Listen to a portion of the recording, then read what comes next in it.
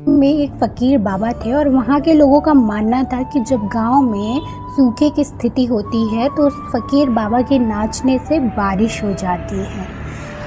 और जब भी वो फ़कीर बाबा नाचते थे तो बारिश हो जाती थी, इसलिए उस गांव के लोगों का उन पर बहुत विश्वास था। तभी इस गांव के कुछ युवा शहर से पढ़ कर आते हैं और वो कहते हैं कि साइंस जैसी भी कोई चीज़ होती है, क्या किसी फ़कीर के नाचने से कभी बारिश हो सकती है। इत्तेफाक से उसी वर्ष सूखे की स्थिति बनती है, तो वो युवा कहते हैं कि अगर एक फ़कीर के नाचने से बारिश हो सकती है तो हमारे नाचने से क्यों नहीं। गांव वालों ने बोला ठीक है। उन्होंने बोला उस फ़कीर को भी बुलाइए और हम भी नाचेंगे। फ़कीर बाबा भी आते हैं और वो युवा भी जाते हैं। पहले उन युवाओं को नाचने के लिए कहा जाता है, तो वो नाचते हैं, एक दिन नाचते हैं, 2 दिन नाचते हैं और अंततः वो थक हार कर बैठ जाते हैं और बारिश नहीं होती।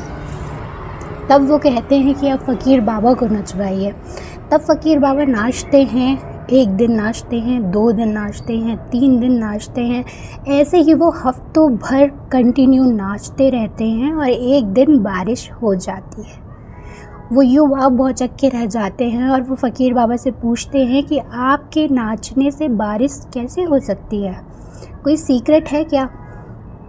तो वो बाबा कहते हैं कि आप तब तक नाचे जब तक आप थके नहीं, और मैं तब तक नाचा जब तक बारिश नहीं हो। सो moral of the story is that कि ये जीवन भी हमारा एक रंगमंच है और अपने लक्ष्य की प्राप्ति तक हमें नाचना ही पड़ेगा।